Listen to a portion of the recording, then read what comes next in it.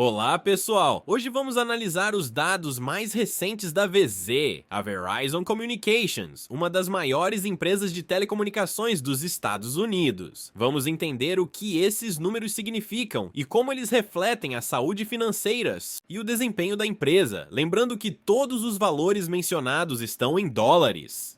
O fechamento anterior foi de 42 dólares e 76 centavos. Isso nos dá uma referência de onde a ação terminou no último dia de negociação. A abertura do dia foi de 42 dólares e 75 centavos, praticamente alinhada com o fechamento anterior, indicando uma estabilidade no início do pregão.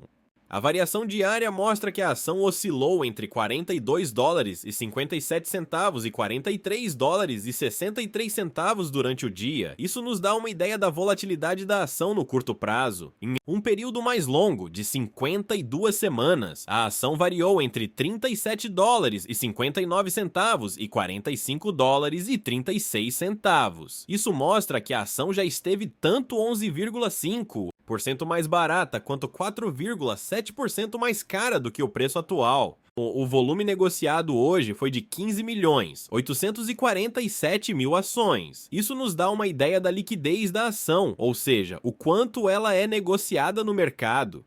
O volume médio nos últimos 3 meses foi de 20.750.000 ações. Comparando com o volume de hoje, vemos que a liquidez está um pouco abaixo da média recente. A ação valorizou 13,7% no último ano. Isso é um bom sinal, indicando que a empresa tem tido um desempenho positivo no longo prazo. O valor de mercado da VZ é de 182 bilhões e 400 milhões de dólares. Isso representa o valor total da empresa no mercado, calculado multiplicando o preço da ação pelo número de ações em circulação. A empresa tem 4 bilhões e 210 milhões de ações em circulação. Esse número é importante para calcular métricas como o LPA, lucro por ação. A receita da VZ foi de 134 bilhões e 800 milhões de dólares. Isso mostra o faturamento total da empresa. O lucro líquido foi de 17 bilhões e 506 milhões de dólares. Esse é o lucro após todos os custos e despesas, e é um indicador importante da saúde financeira da empresa. O lucro por ação, LPA, é de 4 dólares e 15 centavos. Isso significa que, para cada ação, a empresa gerou 4 dólares e 15 centavos de lucro. A projeção de crescimento do LPA não foi liberada. Esse dado nos daria uma ideia de como o lucro por ação pode evoluir no futuro. Os próximos resultados serão divulgados em 22 de abril de 2025. Fiquem atentos a essa data para acompanhar o desempenho mais recente da empresa. O dividendo por ação é de 2 dólares e 71 centavos, com um yield de 6,3%. Isso significa que, se você comprar a ação hoje, terá um retorno de 6,3% ao ano apenas em dividendos. Um yield alto como esse é bastante atraente para investidores que buscam renda. O número de distribuições consecutivas de dividendos não foi liberado. Esse dado nos diria há quanto tempo a empresa vem pagando dividendos regularmente.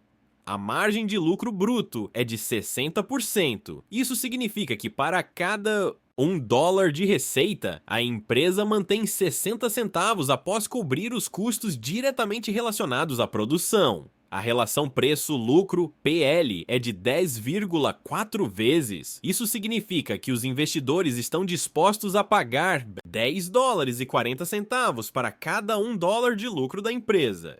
Um PL de 10,4 vezes é considerado razoável, indicando que a ação não está supervalorizada. O retorno sobre ativos, ROA, é de 4,7%. Isso mostra o quanto a empresa está gerando de lucro em relação aos seus ativos totais. Um ROA de 4,7% é moderado, indicando que a empresa está utilizando seus ativos de forma eficiente, mas não excepcional. O retorno sobre o patrimônio líquido, ROE, é de 18,3%. Isso é um indicador muito importante, pois mostra o quanto a empresa está gerando de lucro em relação ao capital investido pelos acionistas. Um ROE de 18,3% é bastante sólido, indicando que a empresa está gerando um bom retorno para seus acionistas. A relação preço-valor patrimonial por ação, PVPA, é de 1,8 vezes. Isso significa que o preço da ação está 1,8 vezes acima do valor patrimonial por ação. Um PVPA acima de 1 indica que o mercado está valorizando a empresa acima do seu valor contábil.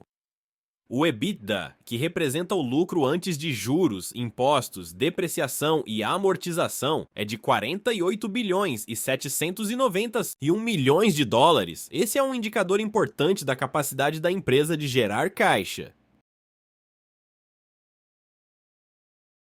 A relação EV/EBITDA é de 7,2 vezes. Isso nos dá uma ideia de quanto o mercado está disposto a pagar pelo EBITDA da empresa. Um múltiplo de 7,2 vezes é considerado razoável, indicando que a empresa não está supervalorizada. O beta da ação é de 0,44. Isso indica que a ação é menos volátil que o mercado como um todo. Um beta abaixo de 1 sugere que a ação tende a ser mais estável em relação ao mercado. O valor patrimonial por ação é de 23 dólares e 57 centavos. Isso representa o valor contábil de cada ação, ou seja, o quanto cada ação vale de acordo com o balanço da empresa.